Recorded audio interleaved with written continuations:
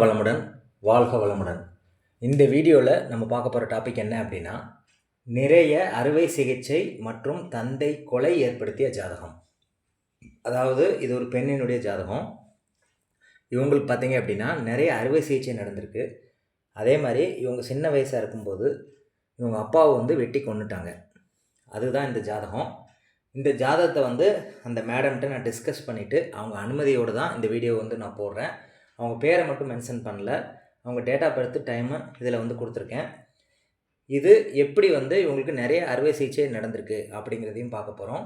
இந்த ஜாதகத்தை வச்சு இந்த பெண்ணினுடைய அப்பாவுக்கு கொலை ஏன் நடந்தது அப்படிங்கிறதையும் இந்த வீடியோவில் பார்க்க போகிறோம். இந்த ஜாதகம் பிறந்தது 22 மே 1975 ஈவினிங் 5:30க்கு பிறந்திருக்காங்க. கிரக நிலவரம் இங்கே போட்டிருக்கேன். லக்னம் பார்த்தீங்கன்னா விசாகம் 2ஆம் பாதம், சந்திரன் சித்திரை 3ஆம் பாதம் லக்னத்திலே இருக்குது. ராகு 2ஆம் இடத்துல அனுசம் 2ல் இருக்குது. செவ்வாய் உத்திரட்டாதி 2ல் இருக்குது. குரு ரேவதி 2ல் இருக்குது. சூரியனும் கேதுவும் கார்த்திகை 4ஆம் பாதத்தில் இருக்குது. புதன் மிருகசீடம் 2ல் இருக்குது.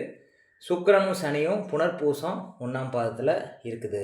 இதுதான் இந்த ஜாதகத்தினுடைய பாதசாரங்கள். இதை நீங்கள் ஃபஸ்ட்டு தெரிஞ்சுக்கணும். உங்களுக்கு டவுட் இருந்துச்சுன்னா இந்த டேட் டைமை நீங்கள் போட்டு இந்த ஜாதக பாதசாரங்கள் கரெக்டாக இருக்கான்னு வெரிஃபை பண்ணிக்கலாம். இப்போ இதில் நம்ம சொல்லக்கூடிய விஷயம் என்ன அப்படின்னா, லக்னத்தோடையோ லக்னாதிபதியோடையோ எந்த பாவகங்கள் தொடர்பு கொள்ளுதோ அதை தான் அவங்க அணிவிப்பாங்க லைஃப் லாங். லக்னத்தோடைய லக்னாதிபதியோ தொடர்பு இல்லாத பாவகங்கள் லைஃப் லாங் கிடைக்காது. இதுதான் ஃபஸ்ட் பாயிண்ட்டு. இப்போ ஃபஸ்ட்டு லக்ன தொடர்பு எந்தெந்த பாவகத்தோட தொடர்பு கொள்ளுதுன்னு பார்ப்போம். லக்னம் நின்ற சாரம் விசாகம் 2, அது குருவினுடைய நட்சத்திரம். அப்போ குரு எங்கே இருக்குது? 6ஆம் இடத்துல இருக்குது. அப்போ 6ஆம் பாவகம் தொடர்பு வந்துருச்சு. குரு எந்த நட்சத்திரத்தில் இருக்குது அப்படின்னா ரேவதி 2, அது புதன் நட்சத்திரம். புதன் எங்கே இருக்குது? 8ஆம் இடத்துல இருக்குது. புதன் நின்ற நட்சத்திரம் மிருகசீரிடம் 2, அது செவ்வாய் நட்சத்திரம். செவ்வாய் எங்கே இருக்குது? 6ல் இருக்குது. செவ்வாய் நின்ற நட்சத்திரம் சனி நட்சத்திரம். சனி 9ஆம் இடத்துல இருக்குது. சனி நின்ற நட்சத்திரம் புனர்பூசம் 1, சனி குரு நட்சத்திரத்துக்கே வந்துடுது. அப்போ இந்த லக்ன தொடர்பு எந்தெந்த பாவகங்களுக்கு தொடர்பு கொள்ளுது அப்படின்னா 1, 6, 8, 9 4 பாவகங்களை இது தொடர்பு கொள்ளுது லக்னம். அடுத்து ரெண்டாவது லக்னாதிபதி எந்தெந்த பாவகத்தை தொடர்பு கொள்ளுதுன்னு பார்க்கணும். இங்கே லக்னாதிபதி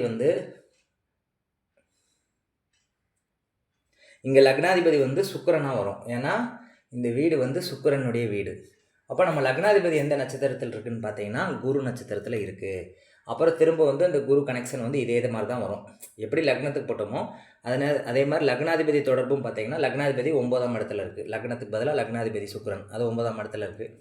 அது குரு நட்சத்திரத்தில் இருக்குது. இப்படியே திரும்ப அதே ரொட்டேஷனில் வரும்போது என்னென்ன பாவங்கள் கனெக்ட் ஆகுது அப்படின்னா அதே பாவங்கள் தான் திரும்பவும் கனெக்ட் ஆகுது. 1, 6, 8, 9 தான் திரும்பவும் கனெக்ட் ஆகுது. இப்போ உங்களுக்கு ஒரு டவுட் வரலாம், இந்த 4 பாவகங்கள் மட்டும்தான் இயங்குமா, மற்ற பாவகங்களினுடைய கொடுப்பினை இந்த ஜாதகிக்கு கிடைக்காதா அப்படின்னா கிடைக்காது. ஆனால் இந்த பாவகங்கள் மூலிமா அதனுடைய காரக விஷயங்கள் கிடைக்கும். இப்போ ஃபார் எக்ஸாம்பிள் சுக்கிரன் 1, 8 கூடிய அதிபதி, அது 9ஆம் இடத்துல இருக்குது அப்படின்னா சுக்கிரன் சார்ந்த வேலைகள் 9ஆம் இடத்துல இருந்து தான் நடக்கும். சுக்கிரன்கிறது யார்? ஜாதகி. இந்த ஜாதகிக்கு எல்லா பெனிஃபிட்ஸும் 9ஆம் வீடுங்கிறது யார்? தந்தை வீடு, பூர்வீகம் அப்படின்னு சொல்கிறோம். அப்போ இந்த பெண்ணுக்கு பூர்வீக மூலியமாக தான் பெனிஃபிட்ஸ் கிடைக்கும் அல்லது உதவிகள் கிடைக்கும் அப்படின்னு சொல்லலாம். ஏன்னா 9ங்கிறது தந்தையை குறிக்கிறது, பூர்வீகத்தை குறிக்கிறது. அப்போ பூர்வீக விஷயம் மூலியமாக தான் இந்த பெண்ணுக்கு உதவி இப்போவும் கிடைச்சிட்ருக்கு, அந்த 9ஆம் இடத்துல சுக்கிரன் இருக்கிறதுனால. ஆனால் 1, 8 அதிபதி தான் சுக்கிரன், அது 9ல் இருக்குது. அப்போ நம்ம என்ன சொல்லணும், இந்த ஜாதகிக்கு அடிக்கடி ஏதோ ஒரு பாதிப்பு உண்டாகிட்டே இருக்கும், தடை ஏற்பட்டுக்கிட்டே இருக்கும். அப்படிங்கிறத லைஃப் லாங் உங்களுக்கு தடை ஏற்பட்டுகிட்டே இருக்கும் அப்படின்னு சொல்லலாம். எது மூலிமா தடை ஏற்படும் அப்படின்னா 9ஆம் இடம் சார்ந்த விஷயத்து மூலிமா தடை ஏற்படும் அப்படிங்கிற மாதிரி சொல்லலாம். அதாவது ஒரு கிரகம் எந்த பாவகத்தில் நிற்கிதோ அந்த பாவகத்தில் இருந்து அதனுடைய காரக வேலைகளை செய்யும், மற்ற வீட்டினுடைய வேலைகளை. அதனுடைய உதாரணத்துக்கு சுக்கிரனுடைய வீடு 1, 8. அப்போ இந்த 1, 8 வேலையை எங்கேருந்து பண்ணோம் அப்படின்னா 9ஆம் இடத்துல நின்று அந்த வேலையை பண்ணோம் அப்படின்னு நீ புரிஞ்சுட்டா போதும். சிம்பிளாக சொல்கிறேன், நிறைய சொன்னோம் அப்படின்னா டைம் பத்தாது. அதனால் லக்ன தொடர்பு லக்னாதிபதி தொடர்பு எந்தெந்த பாவங்களை இயக்குது அப்படின்னு பார்க்கும்போது 1, 6, 8, 9 இந்த 1, 6, 8, 9னுடைய விஷயங்கள் லைஃப் லாங் அவங்களுக்கு இது மட்டும்தான் கிடைக்கும், வேறு எதுவுமே கிடைக்காது. வேறு எந்த ஒரு சந்தோஷத்தையும் அவங்க அனுபவிக்க மாட்டாங்க. 6, 8ங்கிறதுனால நோயினால் அவதிப்படுவாங்க, கடனால் அவதிப்படுவாங்க. 8ங்கிறது எதை எடுத்தாலும் தடை ஏற்படும் அல்லது அறுவை சிகிச்சை ஏற்படும். 9ங்கிறது பூர்வீகம் மூலிமா இவங்களுக்கு கொஞ்சம் பெனிஃபிட்ஸ் கிடைக்கும். இதுதான் அவங்க வாழ்க்கையினுடைய கொடுப்பினை. இதை தாண்டி எந்த கொடுப்பினையும் அவங்களுக்கு கிடைக்காது. அப்படி கிடைக்கிது அப்படின்னா இந்த வீடு சார்ந்த விஷயங்கள் மூலிமா தான் அந்த கொடுப்பினையே கிடைக்கும். இப்போ உதாரணத்துக்கு 6ஆம் இடங்கிறது என்ன? கடன். 6ஆம் இடங்கிறது என்ன? நோய். 6ஆம் இடங்கிறது என்ன? 2வது சொத்து. அப்போ 9ங்கிறது என்ன? பூர்வீகம். இந்த மாதிரி விஷயங்கள் யார் மூலிமா கிடைக்கும் அப்படின்னா இதில் நிற்கக்கூடிய கிரகம் வேறு எந்தெந்த வீட்டுக்கு அதிபதின்னு பார்க்கணும். இப்போ உதாரணத்துக்கு 6ஆம் வீட்டில் செவ்வாய் நிற்கிது, குரு நிற்கிது. அப்போ 6ங்கிறது யார்? 6ங்கிற இடத்து மூலிமா தான் இந்த 2 கிரகங்கள் இயங்கும். அப்போ செவ்வாய்ங்கிறது யார்? 2, 7 கூடையவன் செவ்வாய். காரக ரீதியாக தம்பி அப்படின்னு சொல்லலாம். அப்போ இவங்களுக்கு ஹெல்ப் தம்பி மூலிமா தான் கிடைக்கும். இப்போ உங்கள் அறுவை சிகிச்சை பண்ணுறதுக்கு தம்பி ஹெல்ப் பண்ணியிருப்பாரு அப்படின்னு சொல்கிறோம். இது 2, 7 கூடைய கிரகமாக வர்றதுனால, அது மாரகாதிபதியாக வர்றதுனால 2, 7 மாரகாதிபதி இந்த லக்னத்துக்கு. அப்போ பாதிப்பை செய்யும். இந்த செவ்வாய்ங்கிறது கணவர்னால இவங்களுக்கு பாதிப்பு ஏற்படும் அப்படின்னு சொல்லலாம். இந்த 2ங்கிறது குடும்பஸ்தானம், 7ங்கிறது திருமணஸ்தானம். அப்போ 2, 7 கூடிய செவ்வாய் 6ல் இருக்கும்போது திருமண முறிவு ஏற்படணும். அப்போ இவங்களுக்கு லீகலாக டிவோர்ஸ் ஆகலை. இவங்க எப்படி வாழ்கிறாங்க அப்படின்னா, இவங்க ஒரு இடத்துல இருக்காங்க, கணவர் ஒரு 200 கிலோமீட்டர் தாண்டி வேற ஒரு இடத்துல வேலை பார்த்துட்டு வாழ்ந்துட்டுருக்காங்க. அப்போ 2 பேரும் பிரிஞ்சிருக்காங்க. ஆனால் லீகலாக டிவோர்ஸ் ஆகி பிரியல. அவன் வாழ்க்கையே பிரிஞ்சு வாழக்கூடிய சூழல் இருக்குது. ஏன் பிரிஞ்சு வாழ்கிறாங்க அப்படின்னா 6ங்கிறது வேலை பார்க்கக்கூடிய இடம். அப்போ கணவர் 6ஆம் இடத்தை இயக்கிறதுனால அவர் வேலைக்கு போயிட்டாரு, வேறு இடத்துல வேலை பார்க்குறாரு, இவங்க வேறு இடத்துல இருக்காங்க அப்படிங்கிற மாதிரி நம்ம சொல்லலாம். இவங்களுக்கு தம்பி தான் இந்த மருத்துவ செலவுக்கோ இதுக்கோ ஹெல்ப் பண்ணிகிட்ருக்காங்க அப்படின்னு கூட நம்ம சொல்கிறோம். அடுத்து இவங்க யாருக்காக வாழ்கிறாங்க அப்படின்னா தம்பிக்காகவும் குழந்தைகளுக்காகவும் மட்டும்தான் வாழ்கிறேன் அப்படின்னு அவங்க சொன்னது. ஜாதகப்படி நம்ம பார்க்குறது இருக்கட்டும், இருந்தாலும் அவங்க ஒப்பீனியன் கேட்கும்போது இந்த 2 பேருக்காக தான் நான் வாழ்ந்துட்டுருக்கேன், செவ்வாய் அப்படிங்கிற தம்பிக்காகவும் குரு அப்படிங்கிற குழந்தைக்காகவும் தான் வாழ்ந்துட்டு இந்த 2 கார உறவுக்காக தான் வாழ்கிறேன் அப்படின்னு அவங்க சொல்கிறாங்க. இது ஏன் அப்படின்னா 6ஆம் இடத்துல தான் குரு இருக்குது. குரு 3, 6 கூடையவன். குருங்கிற காரகம் குழந்தையினுடைய காரகம். அப்போ இந்த 6ஆம் இடம் மூலிமா தான் இந்த குழந்தைங்களுக்கே இவங்க ஹெல்ப் பண்ண முடியும். 6ங்கிறது என்ன? கடன். அப்போ கடன் வாங்கி தான் குழந்தைய படிக்க வைக்கணும், ஃபஸ்ட் பாயிண்ட்டு. அடுத்து அறுவை சிகிச்சையும் 6ஆம் இடத்துல இருக்குன்னா நோய் அறுவை சிகிச்சை ஏற்படணும் 6, 8 தொடர்பு கொள்றதுனால. 6ஆம் இடம் அப்படிங்கிறது 2வது சொத்து. அப்போ 2வது சொத்து உங்கள் குழந்தைகள் மூலிமா கிடைக்கும் அப்படின்னு கூட சொல்லலாம். ஏன்னா குருங்கிறது குழந்தைங்க, செவ்வாய்ங்கிறது அவங்க தம்பி. இவங்க மூலிமா தான் அந்த சொத்து கூட இவங்களுக்கு கிடைக்கும். செவ்வாய்ங்கிறது என்ன? நிலம். செவ்வாய்ங்கிறது என்ன? வீடு. இது எந்தெந்த கிரகத்தோடு தொடர்பு கொள்ளுதுன்னு பார்க்கும்போது குரு, புதன், செவ்வாய், சனி இந்த 4 கிரகங்கள் தொடர்பு கொள்ளுது. அப்போ இது சார்ந்த பெனிஃபிட் தான் அவங்களுக்கு கிடைக்கும். இதை தாண்டி எதுவுமே கிடைக்காது அப்படிங்கிறத கேரண்டியாக சொல்லலாம். இதெல்லாம் இந்த ஓவர்வியூவாக நான் சொல்லிட்டேன். ஆனால் இந்த 4 பாவங்கள் தான் லைஃப் லாங் இயங்கும், வேறு எதுவுமே அவங்களுக்கு கிடைக்காது. இப்போ அவங்க என்ன சொல்கிறாங்க அப்படின்னா இவங்க கூட பழகிறவங்க ஒன்று கடன் கேட்குறாங்க, அல்லது மரணத்தை சார்ந்த விஷயத்தை திரும்ப திரும்ப பேசிகிட்டு இருக்காங்க, அல்லது கணவர் டிவோர்ஸ் ஆனதையே பேசுகிறாங்க. ஏன்னா 7ஆம் அதிபதி 6ல் இருக்குது. அது கணவர் டிவோர்ஸ் ஆன கேஸாக தான் இவங்ககிட்ட ஹெல்ப் கேட்குறாங்க அப்படின்னு சொல்கிறாங்க. அப்போ இவங்க பணத்தை பூரா விரயம் பண்ண 9ஆம் அதிபதி 9, 8 தொடர்பு கொள்வதனால பூர்வீகத்தில் உள்ளது எல்லாமே விரயமாயிருது அப்படின்னு சொல்கிறோம். அப்போ விரயம், சர்ஜரி, திருமண முறிவு, லாஸு இந்த மாதிரி ஃப்ரெண்ட்ஸ் தான் இவங்கள்ட்ட பழகவே செய்கிறாங்க. எல்லாருமே அவங்கள்ட்ட கடன் கேட்குறாங்க, அப்புறம் லாஸ் ஆயிடுது அப்படிங்கிற மாதிரி தான் இவங்க சொல்லிகிட்டு இருக்காங்க. அவன்கிட்ட கேட்டு தெரிஞ்சுக்கிட்ட விஷயம். அதை இங்கே வீடியோவில் போடலாமா அப்படின்னு அவங்கள்ட்ட அனுமதி கேட்டு தான் இந்த வீடியோ நான் போடுறேன்.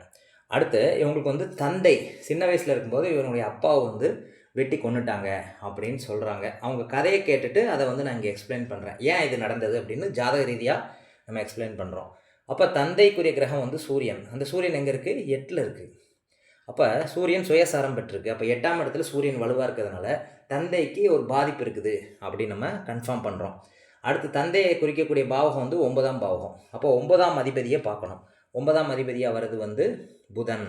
அப்போ புதன் 8ஆம் இடத்துல இருக்குது. அப்போ 9ஆம் அதிபதி 8ல் தொடர்பு கொள்ளனால தந்தைக்கு கண்டம் இருக்குது அப்படின்னு கன்ஃபார்ம் ஆகுது. இந்த புதன் எங்கே இருக்குது அப்படின்னா செவ்வாய் நட்சத்திரத்தில் இருக்குது. செவ்வாய் 6ல் இருக்குது. செவ்வாய் 6ல் இருந்து அது இருக்கக்கூடிய நட்சத்திரம் சனி நட்சத்திரம். சனி 9ல் இருக்குது. சனி இருக்கக்கூடிய நட்சத்திரம் குரு நட்சத்திரம், அது 6ல் இருக்குது. குரு இருக்கக்கூடிய நட்சத்திரம் புதன் நட்சத்திரம், அது 8ல் இருக்குது. அப்போ 6, 8, 9 தான் திரும்ப தொடர்பு ஏற்படுது. அப்போ 9ங்கிறது யார்? தந்தை. அது 6, 8ஓடு தொடர்பு கொள்ளும்போது என்ன நடக்குது? 6ங்கிறது என்ன?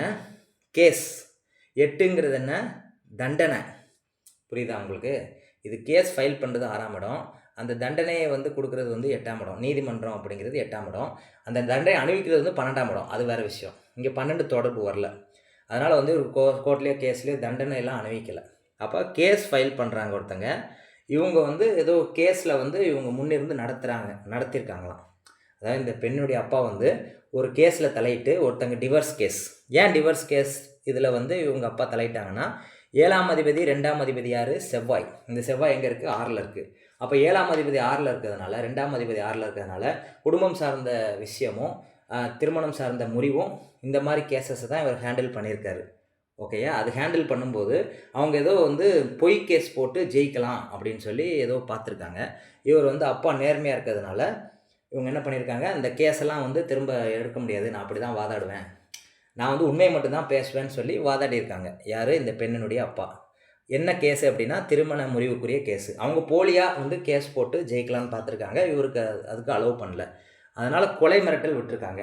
அதுக்குமே வந்து இவர் அசராததுனால என்ன ஆயிருக்கு, இவர் கூட இருக்கவரை வயல் சார்ந்த பகுதிக்கு கூப்பிட்டு வச்சு ஒரு சின்ன கோடாரியால் வந்து வெட்டி இவங்க அப்பாவை வந்து கொன்னுட்டாங்க வயல்வெளியில் அப்படின்னு அவங்ககிட்ட கேட்ட கதை இல்லை, நிஜம்.